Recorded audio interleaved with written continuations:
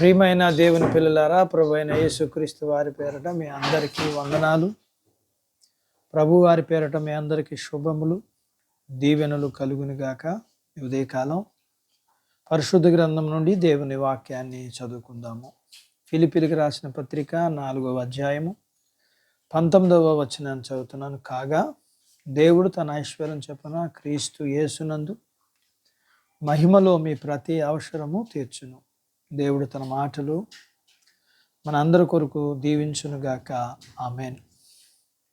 ప్రియమైన దేవుని పిల్లలారా, పౌలు యొక్క దేవుడు మన దేవుడు కూడా కాబట్టి మన ప్రతి అవసరాలు కూడా తీరుస్తాడు.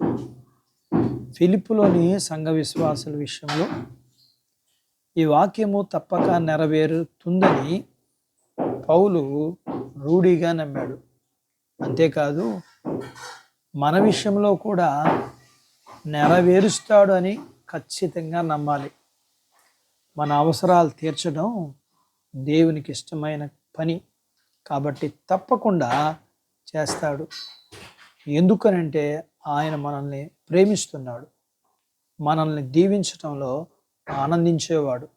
అంతేకాదు, అలా చేయటం ఆయనకు మహిమను తెస్తుంది. ఆయన జాలి, ఆయన శక్తి, ఆయన ప్రేమ, ఆయన నమ్మకత్వం ఇవి కలిగిన దేవుడు. మనం మన అవసరాలలో నశించిపోకుండా మన అవసరాలు తీరుస్తాడు. ఒక విషయం ఏమిటంటే, ఆయన తన ఐశ్వర్యం చొప్పున తన మహిమలో మన ప్రతి అవసరం తీరుస్తాడు. ఆయన యొక్క కృప మహిమైశ్వర్యము గొప్పది. ఆయన యొక్క కృప మహిమైశ్వర్యం గురించి ఏం చెప్పగలం? ఆయన మహిమైశ్వర్యాన్ని గురించి ఎవరు చెప్పగలరు? దానిని గురించి ఎవరు అంచనా వేయగలరు?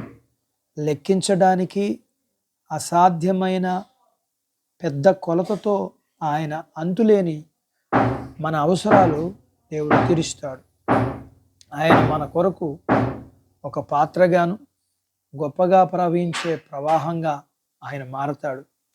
ఆయన మనకు అపారమైన ప్రేమ, సంపద, ఉన్నత స్థాయిలో మనకిస్తాడు.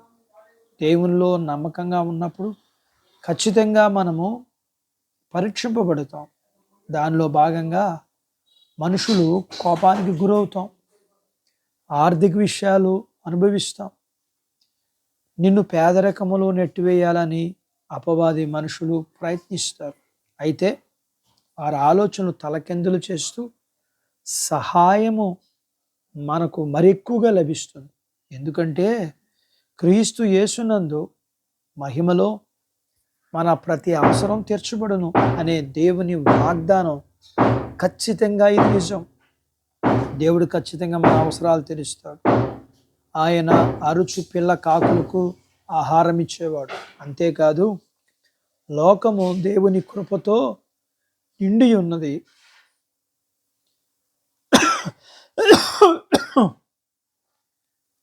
దేవుడు లోకమును ఎంతో ప్రేమించాడు. అట్టి బాధ్యత దేవుడు మనందరకు దయచేయునుగాక. ఆమేన్. ప్రార్థించుకుందాం. మమ్మల్ని మిక్కిలిగా ప్రేమించిన మా ప్రియ పరలోకపు తండ్రి, మీ పరిశుద్ధ నామమును బట్టి మీకు వందనాలు. ఈ ఉదయకాలం మీ పాదాల దగ్గర మీ లేఖనాన్ని నేర్చుకోవడానికి సహాయం చేశారు. అవును, మీ భక్తుల యొక్క, మీ పిల్లల యొక్క అవసరాలను తీర్చిన వారు, మా అవసరాలు కూడా మీరే తీర్చేవారు. అందును బట్టి మీకు వందనాలు.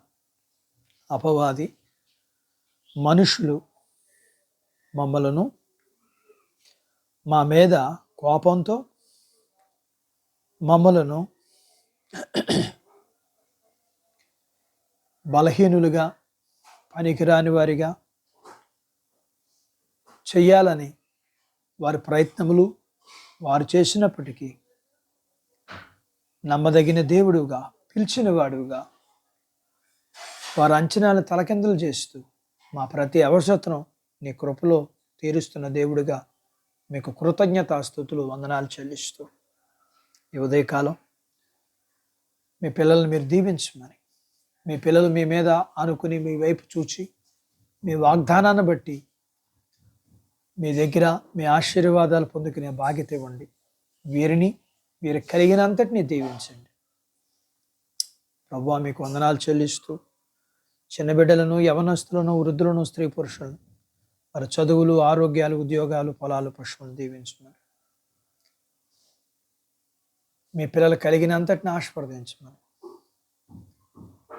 వివాహాలు కాని వారికి వివాహాలు అవ్వటానికి, గర్భం లేని వారికి గర్భఫలం ఇమ్మని, గర్భం కలిగిన వారికి సుఖమైన ప్రసూతి ఇమ్మని, ప్రసూతి అయిన వారికి ఆరోగ్యం ఇమ్మని యేసు ప్రభు వారి పేరట స్తుతించి ప్రార్థించి అడిగినవన్నీ పొందుకొని ఉన్నాము తండ్రి.